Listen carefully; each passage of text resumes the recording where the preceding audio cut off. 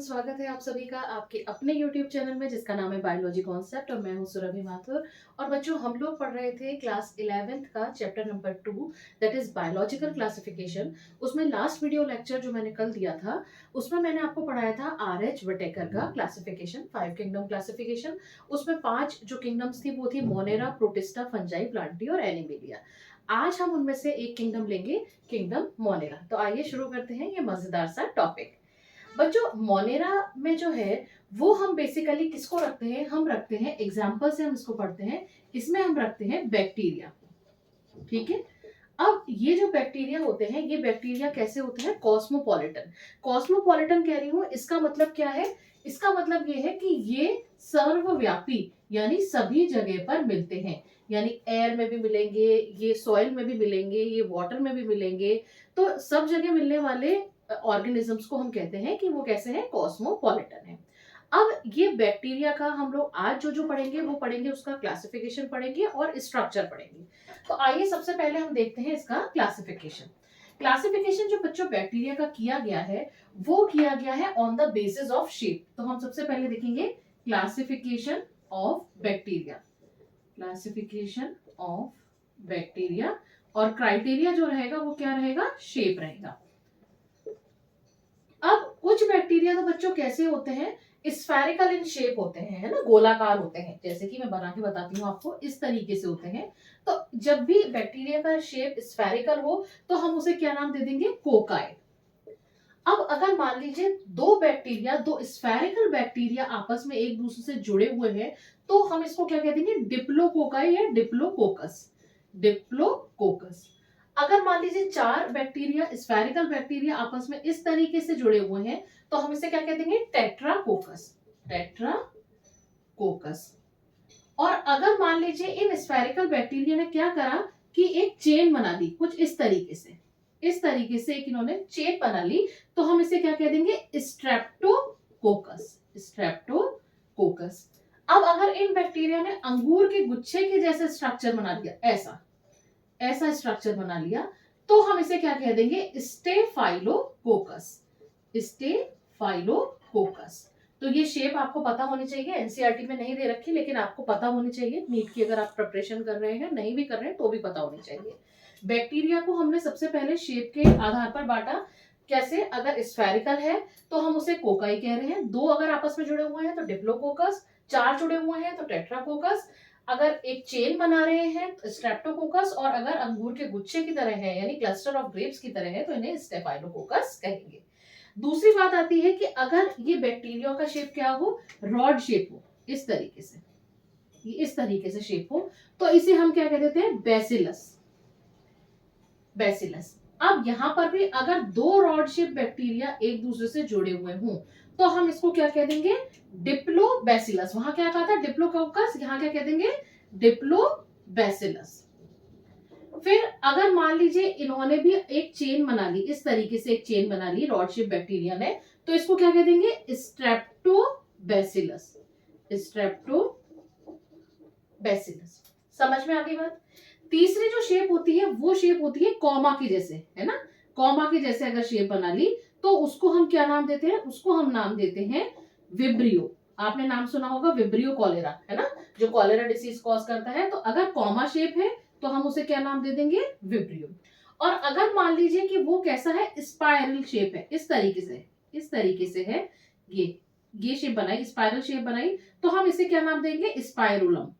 Spirillum या spirillum.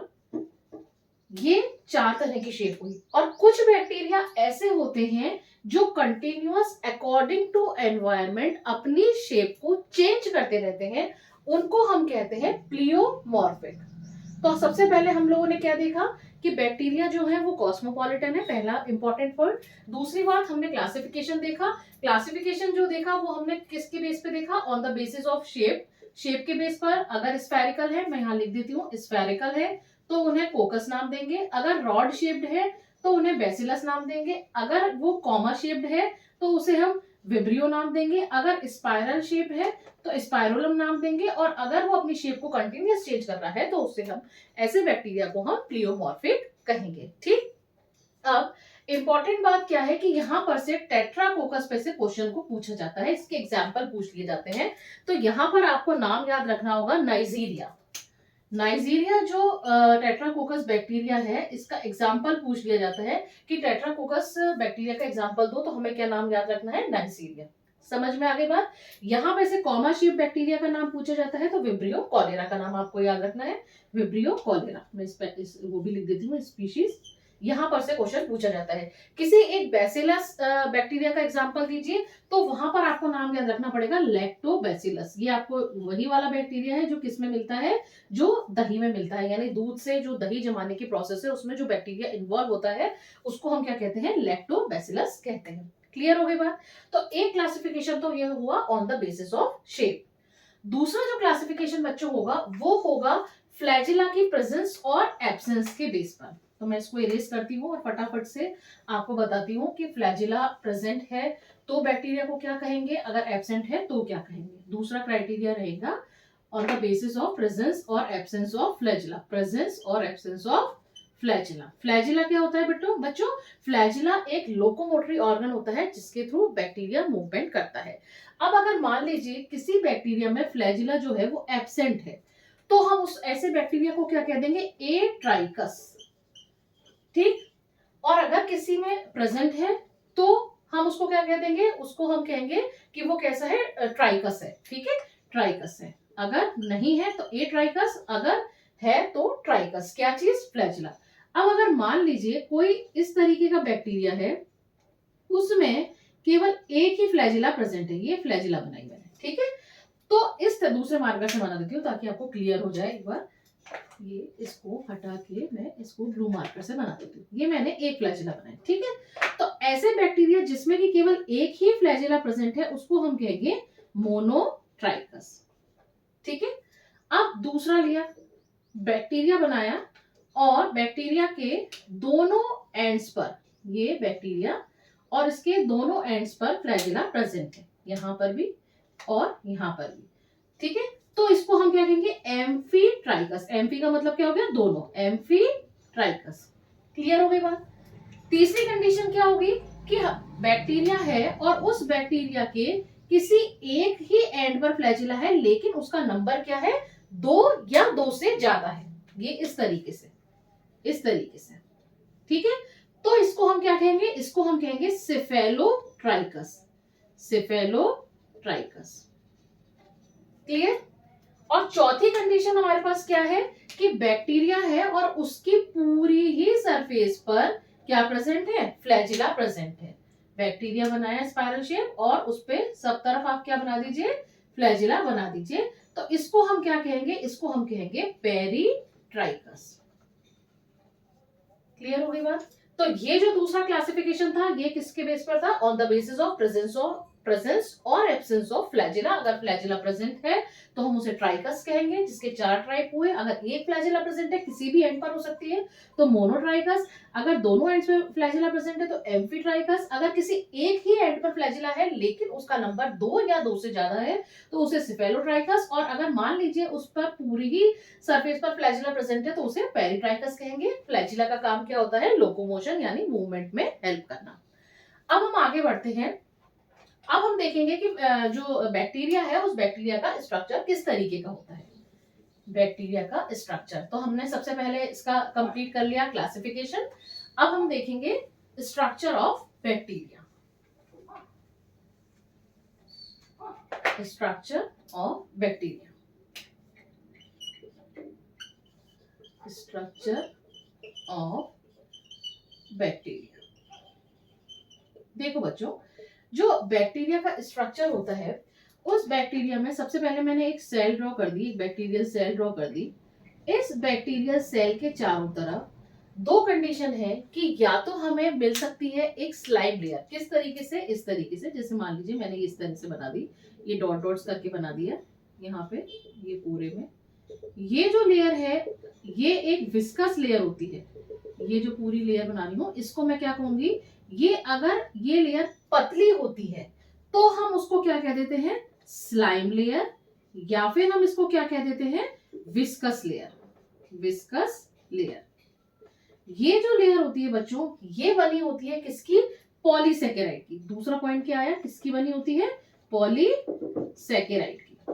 अब आप पूछोगे कौन से पॉलीसेकेराइड, तो यहाँ पे 3 नाम आपको याद रखने होंगे। एक नाम याद रखना होगा डेक्स्ट्रेन, दूसरा नाम याद रखना होगा डेक्स्ट्रीन, और तीसरा नाम आपको याद रखना होगा लेवेन। ये तीनों क्या है बच्चों? पॉलीसेकेराइड है। क्लियर हो गई बात?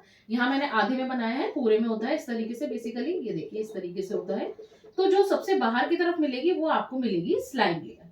ये बनी होती है पॉलीसेकेराइड की। लेकिन अगर इस स्लाइम लेयर में कुछ अगर हम नाइट्रोजनस सब्सटेंसेस को ऐड कर दें, इस स्लाइम लेयर में क्या ऐड कर दें? कुछ नाइट्रोजनस सब्सटेंस। तो यानी नाइट्रोजनस सब्सटेंस यानी कि इसमें क्या चीज हम मिला दी हमने? Amino acid. मैं यहाँ प्लस लगा रही हूँ और लिख रही हूँ नाइट्रोजनस सब्सटेंस, जिनको कि हम क्या कहते हैं? Amino acid. मैं ए से रिप्रेजेंट कर रही हूँ इसको। तो ये लेयर जो है ये थोड़ी कड़क हो जाएगी, थोड़ी मजबूत हो जाएगी, थोड़ी रिजिडिटी आ जाएगी, और फिर इस लेयर को हम क्या कह देंगे? कैप्सूल। तो सबसे बाहर की तरफ क्या हुआ? इसमें स्लाइम लेयर। अगर केवल पॉलीसेकेराइड मौजूद है तो पॉलीसेकेराइड में डेक्स्ट्रिन, डेक्स्ट्रिन और लेवेन। और अगर इसमें इस पॉलीसेकेराइड के साथ साथ क्या मौजूद है? नाइट्रोजनस सब्सटेंस मौजूद है, तो इस लेयर को हम क्या कह देंगे? कैप्सूल कह देंगे। काम क्या होगा इसका? काम होगा इसका प्रोटेक्शन करना। किसका प्रोटेक्शन करना? बैक्टीरिया का। किससे प्रोटेक्शन करना?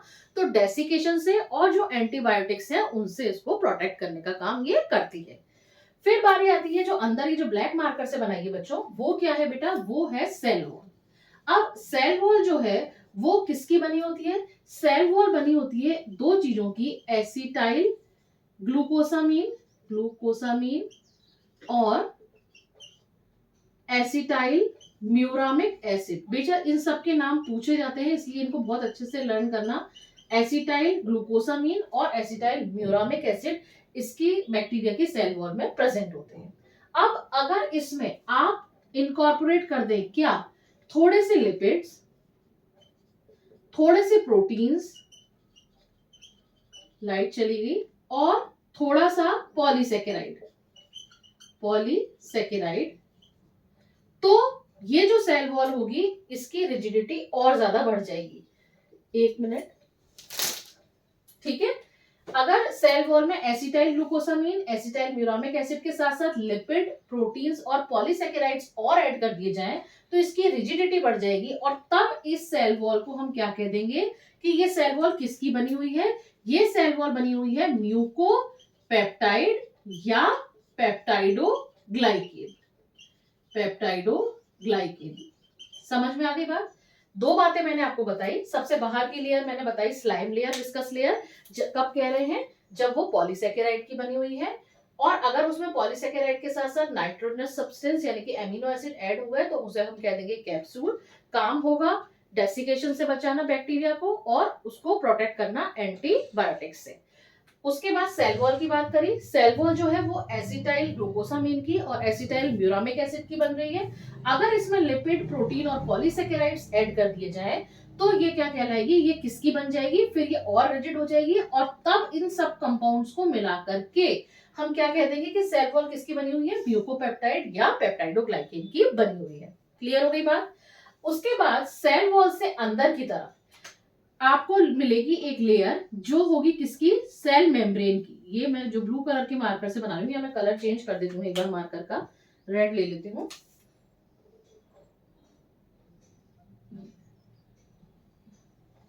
ये देखिए यहाँ पे ये जो बनाई मैंने रेड कलर के मार्कर से, ये क्या है बेटा? ये है सेल मेम्ब्रेन। यहाँ पे मैंने मार्क कर दिया सेल मेम्ब्रेन।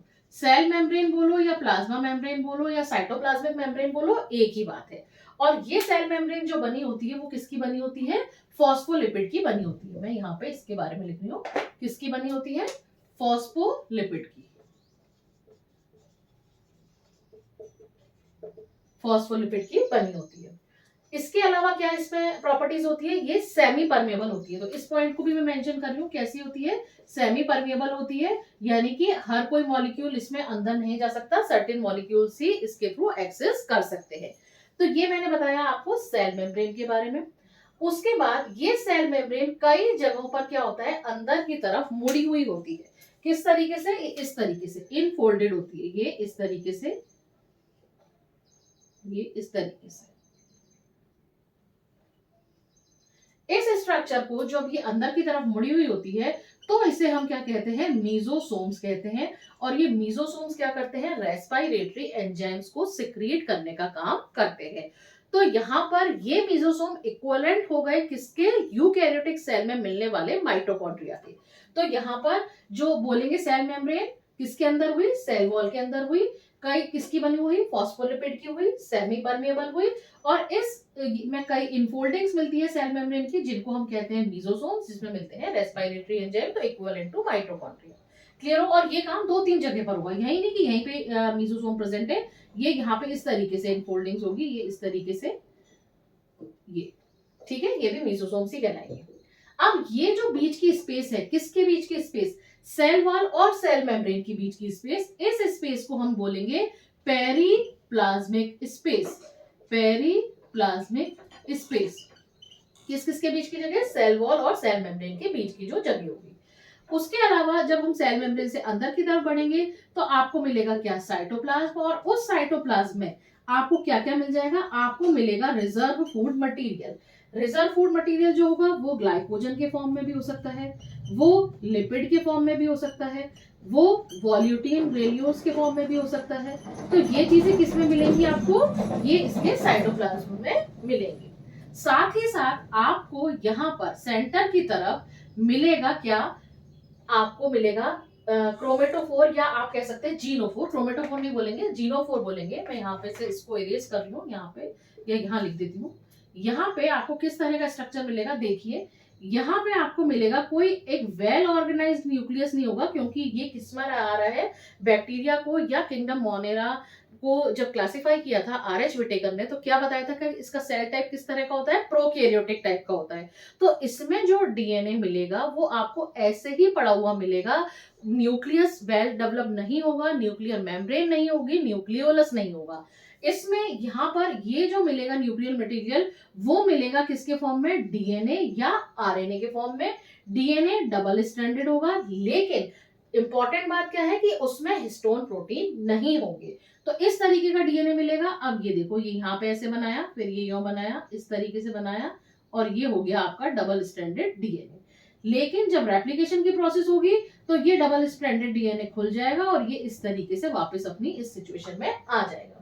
तो ये हमने बात बताई किसकी, न्यूक्लियर मटेरियल की, या जिसको हम जीनोफोर कह रहे हैं, या जिसको हम क्रोमेटिन मटेरियल कह रहे हैं। इसके अलावा आपको मिलेंगे इसमें 75S राइबोसोम्स। क्लियर हो गई बात। इसके अलावा आपको इसमें कुछ स्फेरिकल स्ट्रक्चर और मिलेंगे जिनको हम क्या कह देंगे, प्लाज्मिड। ये प्लाज्मिड बेसिकली क्या होते हैं बेटा, एक्स्ट्रा क्रोमोसोमल स्ट्रक्चर होते हैं जिसका बैक्टीरिया की वायबिलिटी से या इसकी एक्टिविटी से कोई रिलेशन नहीं होता, लेकिन ये हेरिडिटरी मटेरियल को कंटेन करते हैं। तो प्लाज्मिड क्या हुए, एक्स्ट्रा क्रोमोसोमल हेरिडिटरी मटेरियल, जिसका नाम दिया था लेडरबर्ग ने। तो ये हमने स्ट्रक्चर जो पढ़ा वो किसका पढ़ा, बैक्टीरियल सेल का पढ़ा। बैक्टीरियल सेल का स्ट्रक्चर एक बार मैं फिर से रिवाइज कर देती हूँ। इसमें सबसे बाहर की तरफ होगा क्या, एक स्लाइम लेयर होगी या कैप्सूल होगा। स्लाइम लेयर हुई तो वो किसकी बनी होगी, पॉलीसेकेराइड की बनी होगी। जिस पॉलीसेकेराइड किससे बना होगा, डेक्स्ट्रिन, डेक्स्ट्रीन और लेविन से बना होगा। और जो कैप्सूल कब कह देंगे, जब उस स्लाइम लेयर में हम ऐड कर देंगे क्या, नाइट्रोजनस सब्सटेंस, जो किस फॉर्म में होंगे, एमिनो एसिड के फॉर्म में होंगे, जो इसको रिजिडिटी देने का काम करेंगे, जिससे हम इसको कह देंगे कैप्सूल। और ये इसको प्रोटेक्ट करेगा बैक्टीरिया को डेसिकेशन से और एंटीबायोटिक से प्रोटेक्ट करेगा। उसके बाद अंदर की जो लेयर होगी वो सेल वॉल होगी। सेल वॉल किसकी बनी होगी, एन एसिटाइल ग्लूकोसामिन और एन एसिटाइल म्यूरामिक एसिड की। जब इसमें लिपिड, प्रोटीन और पॉलीसेकेराइड्स ऐड हो जाएंगे तो इसको हम क्या कह देंगे, म्यूकोपेप्टाइड या पेप्टाइडोग्लाइकेन कह देंगे। यहाँ पर से क्वेश्चन पूछा जाता है। फिर उस सेल वॉल से अंदर की तरफ आपको मिलेगी सेल मेम्ब्रेन, जिसको हम प्लाज्मा मेम्ब्रेन भी कहते हैं या साइटोप्लाज्मिक मेम्ब्रेन भी कहते हैं। और ये बनी होगी किसकी, फॉस्फोलिपिड की, जो कैसी होगी, सेमी परमेबल टाइप की होगी। अब इसमें यही सेल मेम्ब्रेन अंदर इनफोल्ड्स बनाएगी, जिससे क्या बन जाएगा, मीजोसोम, जिसमें होंगे रेस्पिरेटरी एंजाइम्स। इसके अलावा आपको 75S राइबोसोम मिलेंगे। साथ ही साथ मिलेगा आपको जीनोफोर। वो जीनोफोर को कौन रिप्रेजेंट करेगा, डबल स्ट्रैंडेड या सिंगल स्ट्रैंडेड डीएनए या आरएनए। अब ये और इसके अलावा एक्स्ट्रा क्रोमोसोमल मटेरियल मिलेगा जो किस फॉर्म में होगा, प्लाज्मिड के फॉर्म में। इसके अलावा साइटोप्लाज्म में आपको ग्लाइकोजन, लिपिड और वॉल्यूटिन ग्रेन्यूल्स देखने को मिलेगी। अब एक चीज इसमें रह गई, वो चीज क्या थी, पूरा का पूरा बोर्ड भर चुका है। वो चीज क्या रह गई कि इसमें आपको मिलेगी एक फ्लैजिला, है ना, फ्लैजिला की प्रेजेंस। तो यहाँ पे मैं लिख देती हूँ फ्लैजिला, जिसके बेसिस पर अभी हमने क्लासिफिकेशन पढ़ा था। जो फ्लैजिला क्या होता है, लोकोमोटरी ऑर्गन होता है। इस फ्लैजिला के अलावा भी कुछ हेयर लाइक स्ट्रक्चर कुछ इस तरीके से आपको दिखाई देंगे बैक्टीरियल सेल में, लेकिन इनका लोकोमोशन से दूर दूर तक कोई रिलेशन नहीं होता। इन स्ट्रक्चर्स को हम क्या कह देते हैं, इन स्ट्रक्चर्स को हम कह देते हैं पिलाई। ये पिलाई क्या काम करते हैं, ये पिलाई एडहेशन का काम करते हैं, यानी बैक्टीरिया को किसी सरफेस से अटैच करने का काम करते हैं। इनका लोकोमोशन से कोई लेना देना नहीं होता। हाँ, रिप्रोडक्शन में जब दो बैक्टीरियल सेल्स को आपस में जुड़ना होता है तो वहां पर ये सेक्स पिलाई का काम करते हैं। तो पिलाई और फ्लैजिला दोनों बिल्कुल एक नहीं है, दोनों अलग अलग है। फ्लैजिला की लेंथ ज्यादा होती है, पिलाई की लेंथ कम होती है। फ्लैजिला का काम लोकोमोशन होता है, पिलाई का काम एडहेशन होता है। तो मुझे लगता है कि आपको बैक्टीरिया का स्ट्रक्चर बहुत अच्छे से समझ में आ गया होगा। अगले वीडियो लेक्चर में मैं आपके लिए लेकर आऊंगी न्यूट्रिशन बैक्टीरिया का, और साथ ही साथ रिप्रोडक्शन। और आपकी जो एनसीईआरटी है उसको भी मैं कवर कर लूंगी। उसमें मैंने आपको बताया था जैसे कि उसमें आपको केवल इतना दे रखा है, आर्की बैक्टीरिया और यू बैक्टीरिया। आर्की बैक्टीरिया का मैं आपको एक आइडिया दे देती हूँ कि आर्की बैक्टीरिया क्या होते हैं। आर्की बैक्टीरिया बच्चों, हम उन बैक्टीरिया को बोलते हैं जो बहुत हार्श हैबिटेट्स में मिलते हैं। हार्श मतलब कि जैसे कि बहुत ज्यादा गर्म पानी के झरनों में, यानी कि हॉट स्प्रिंग्स में मिलते हैं, वहां पे इनको नाम देते हैं थर्मो एसिडोफाइल्स। वहीं पर कुछ बैक्टीरिया ऐसे होते हैं जो मार्शी हैबिटेट्स में यानी दलदल में उगते हैं, और वहां उनको कह देते हैं मीथेनोजन्स। इसके अलावा कुछ बैक्टीरिया ऐसे होते हैं जो सॉल्टी एरियाज में उगते हैं, वहां पर उनको कह देते हैं हेलोफाइल्स। तो ये जो आर्की बैक्टीरिया है, इस पर से नीट में और क्लास 11 दोनों में क्वेश्चन पूछा जाता है। इसको अगली बार मैं वापस से रिपीट करूंगी। आज के लिए इतना बहुत है, लेकिन जाने से पहले आप सभी से रिक्वेस्ट है कि अगर आपको वीडियो पसंद आया हो तो प्लीज इसको लाइक करिएगा, शेयर करिएगा और चैनल को सब्सक्राइब करिएगा। Thank you very much.